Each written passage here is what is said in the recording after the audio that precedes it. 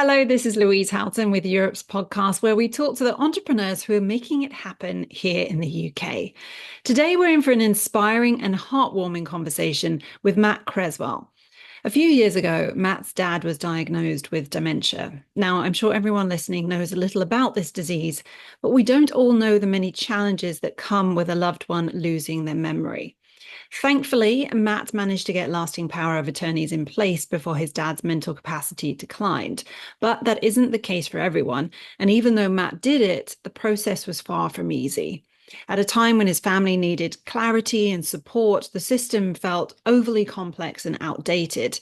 And like with all best entrepreneurs out there, Matt looked at his deeply personal experience and thought, there has to be a better way.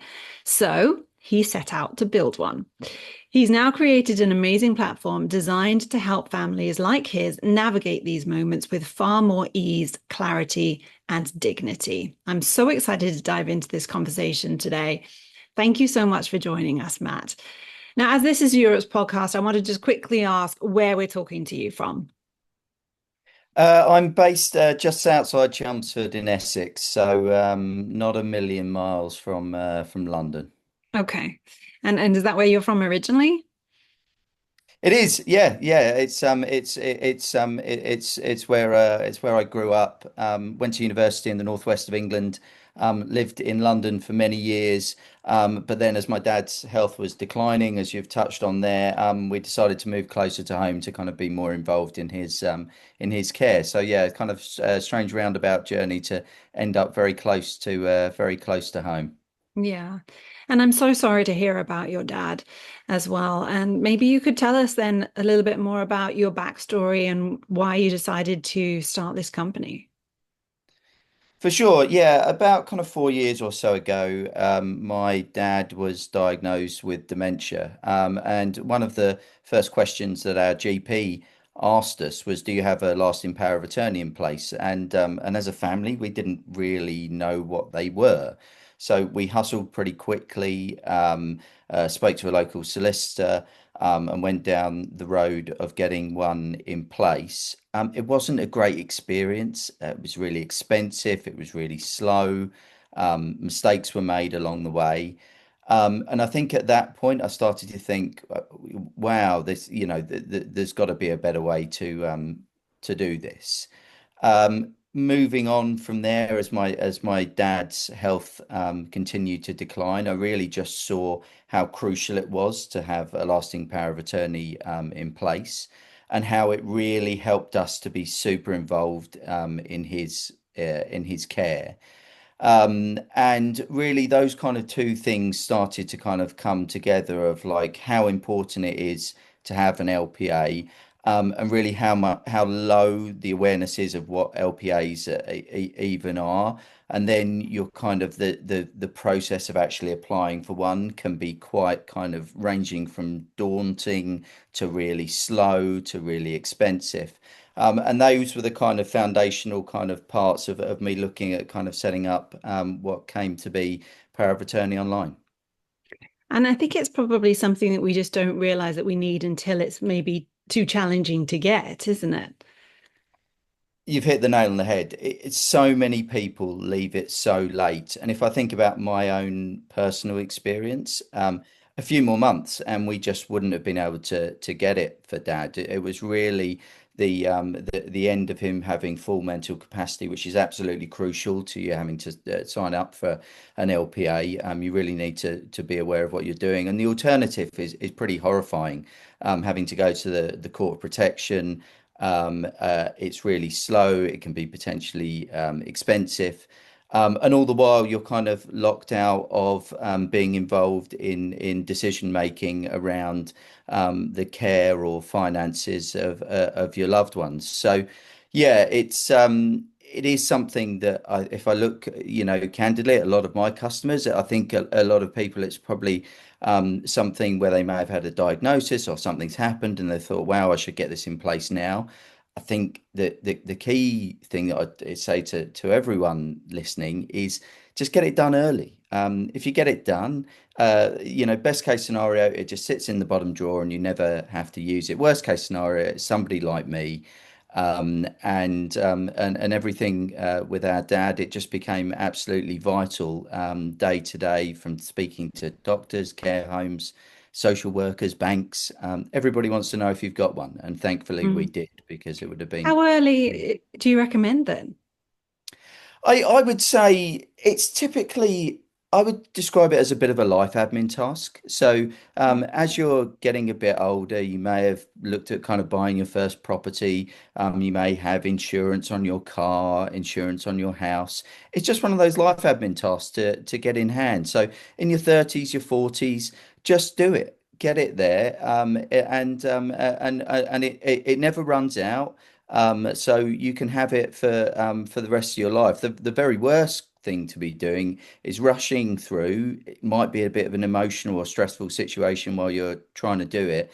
And then sadly, the Office of the Public Guardian, where LPAs are registered, they have about a 3 month lag time to actually to register the documents anyway. So if you urgently need it and you're just starting it, you're in for a bit of a bumpy ride, because it's not something that you're going to do one day and have the next. So maybe around about the same time that you get life insurance, you start getting a few assets and you think, well, maybe I've got something to leave behind. And that's when the power of attorney comes in. But as you're talking about, it's in terms of your health and your care too. And you never know, tomorrow you might have an accident that deems you incapable of managing your whole life yourself.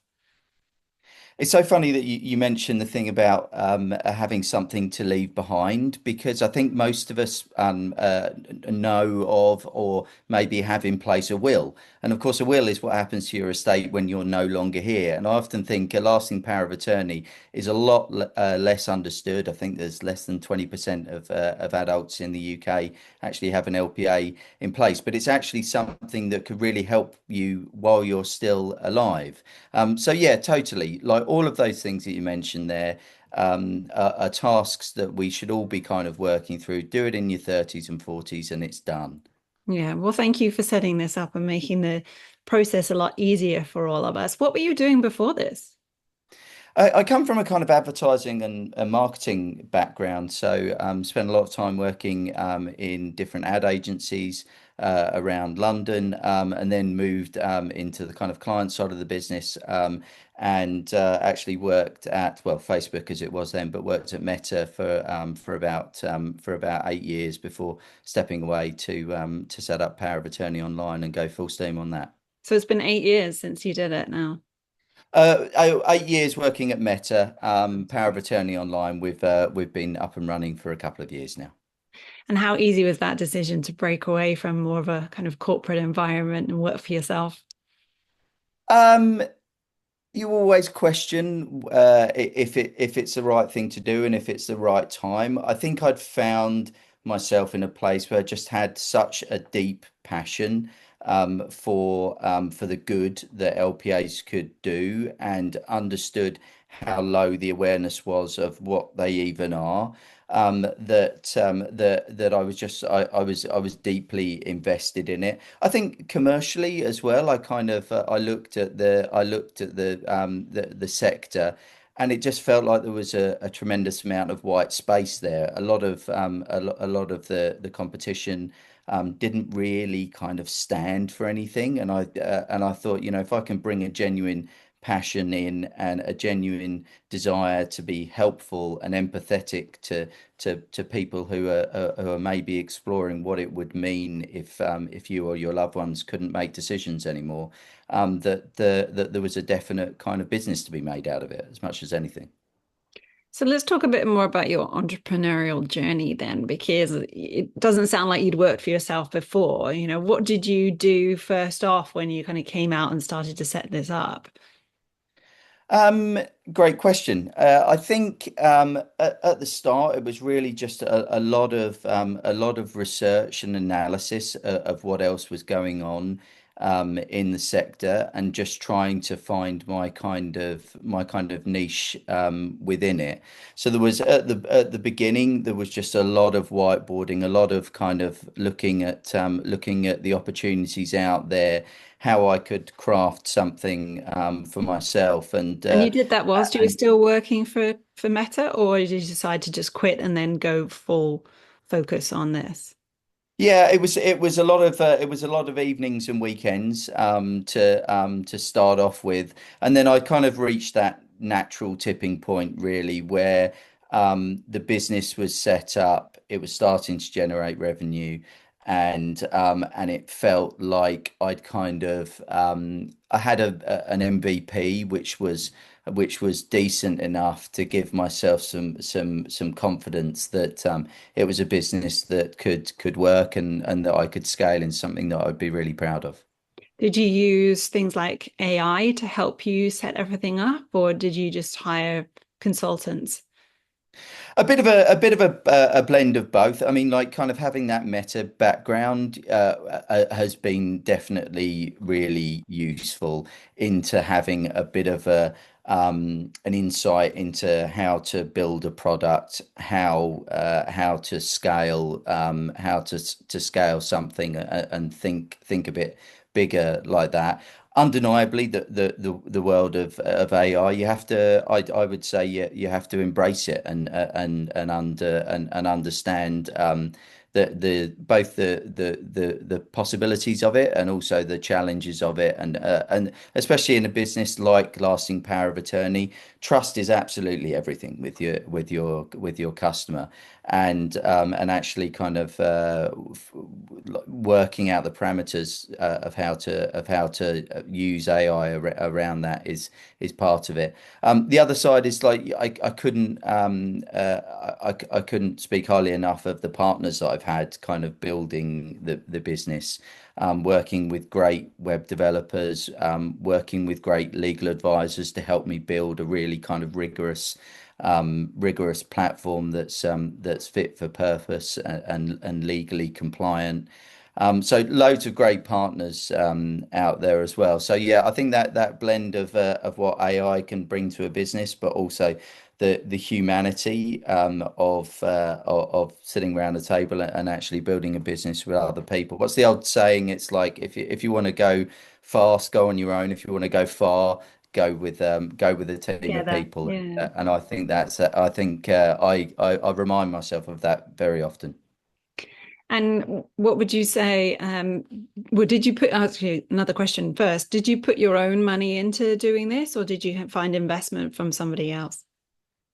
I've bootstrapped most of the business myself, and that's certainly allowed me a degree of flexibility in how I've chosen to approach things.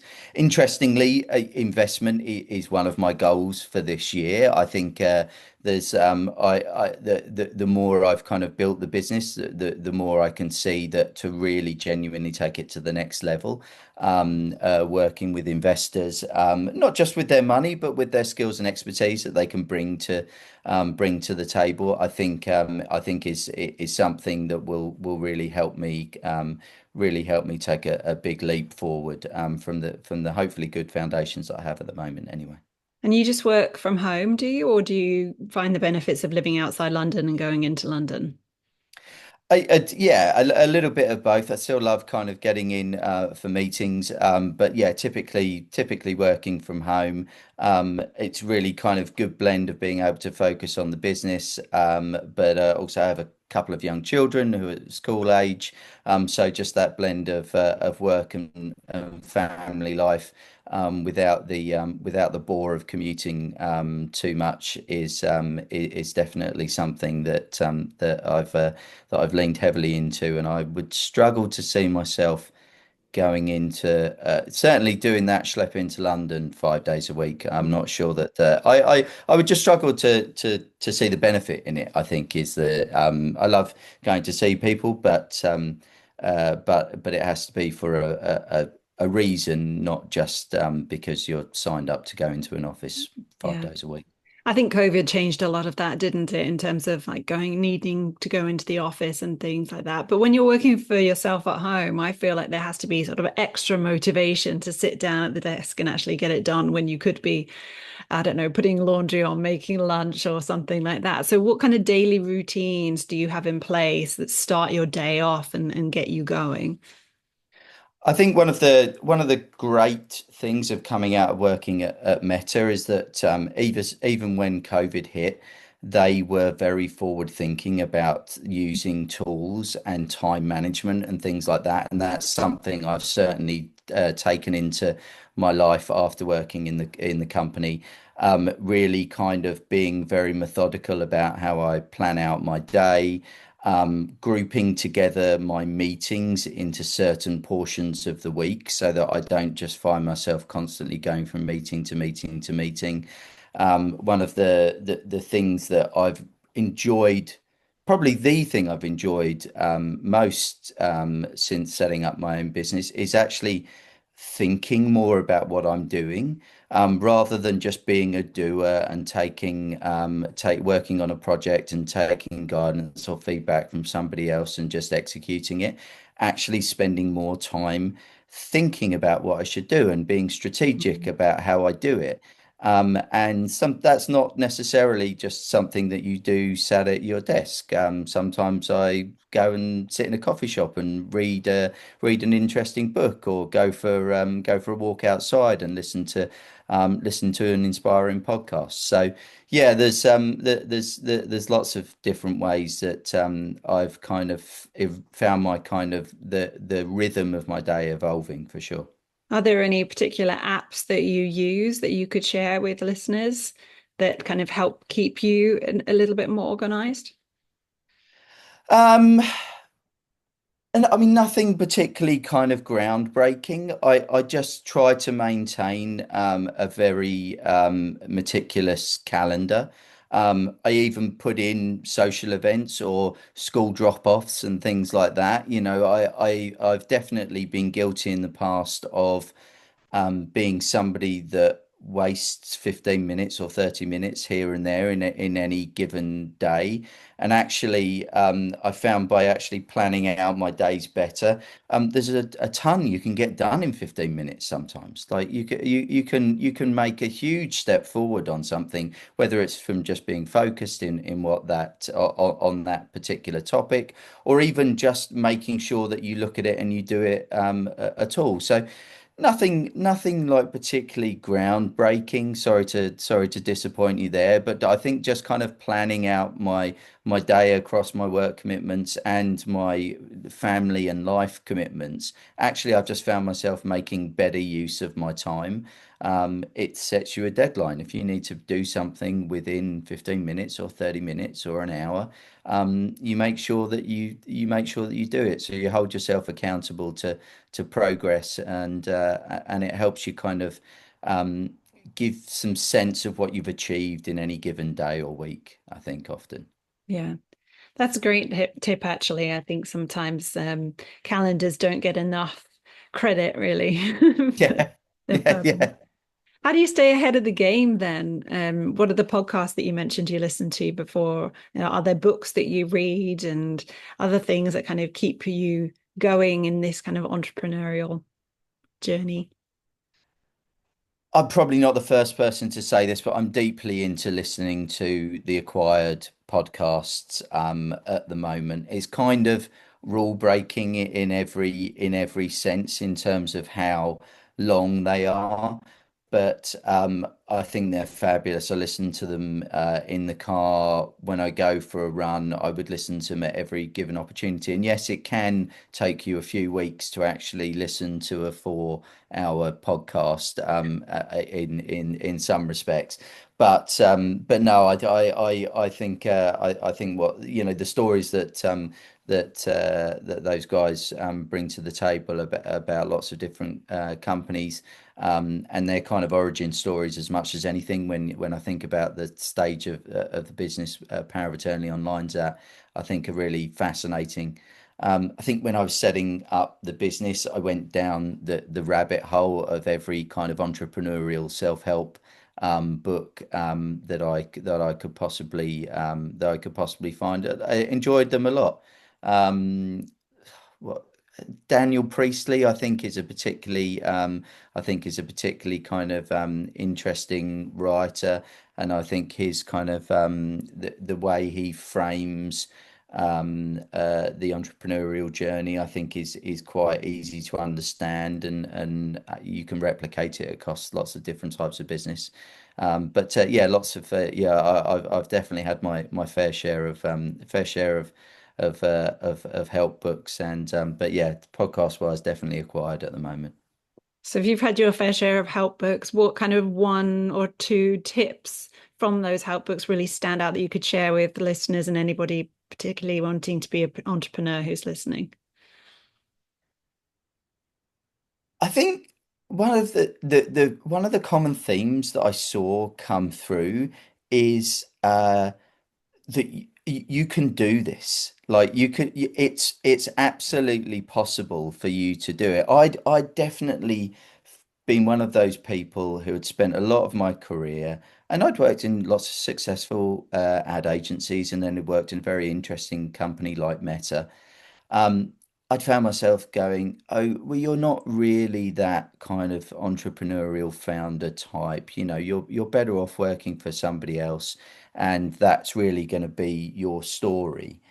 Um, Once I'd actually kind of built up the confidence to really start to kind of take power of attorney online from just an idea and to develop it into a real business, what I found was that incrementally at every stage, I was very capable of a lot of the things that I needed to do, and in some respects, I had actually quite a lot of experience. Of course, anything to do with advertising and marketing was very familiar to me. There was nothing that was particularly shocking, and I'd spent a lot of my career working closely with lawyers and working closely with accountants. And then suddenly you start to think, actually, you piece all of these things together, web developers, you piece all of these things together.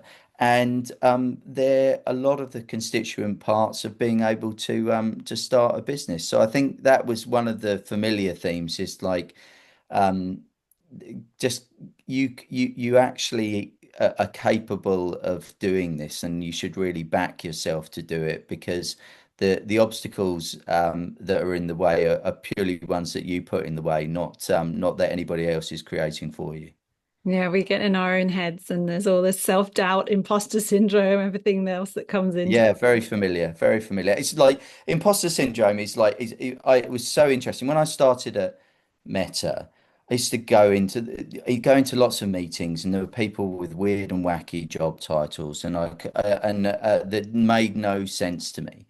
And actually, what I came to the conclusion on took me a good year, I think, down the line, was I used to sit with these people and feel, I'm perhaps not worthy and a bit of an imposter in this room. But the more I spoke to them, the more I realized that actually they were really interested in what I had to say, because they didn't really understand anything about advertising or marketing. And they had lots of great ideas, but didn't know how to bring them to life, or how to go out and tell the story to any particular audience. And it was quite a Zen moment where you kind of go, okay, I have something to contribute here, and everybody is actually interested in everybody else, and yeah, people can put a nice polish on how they present themselves and all those types of things. But actually, once you get underneath the surface, um, a lot of people are the same. There are a few kind of standout people who you think, wow, I'm in awe of you. But actually, a lot of people were just they were as interested in what I was doing as I was in what yeah. they were doing. It's one thing I say actually on my public speaking course that I host. It's just that when people are talking about being nervous on stage, I always say people are there to listen to you. They want to listen to you. They want to learn what you have to say. And when you kind of have that shift in mindset to thinking, oh, I actually have something to share and I know what I need to tell these people, it takes some of those nerves away, because they're not there to sit there and be bored. They're not there mandatory. They're there because they want to be there. And so that mind shift actually really makes a huge difference. So as you said, go Couldn't out agree more. there and really, and try and believe in yourself, and then that's the first way to to get your business up and running. Where can people find you then, Matt, if they want to find out more about Power of Attorney online? For sure, yeah. So we're at powerofattorneyonline.co.uk. You can email me anytime through the website. We've got hello at powerofattorneyonline.co.uk. Also, very active on LinkedIn. Love talking about everything around the lasting power of attorney and kind of future planning industries. So come and find me on there. Usual social channels as well, Instagram, Facebook, etc. We're in all of these places. Fantastic. It's been so nice learning a little bit more about this and made me think that I should get one in place and get my parents to get one in place as well. We'd be very happy to help you with that, Louise. No Oh, problem at thank all. you. No, definitely inspiring and there's so much more to learn, which I look forward to doing. Thank you for coming on the show. Appreciate it, Matt. My pleasure. And everybody listening, we'll see you next time on Europe's podcast. Thank you so much for joining us. Bye bye for now.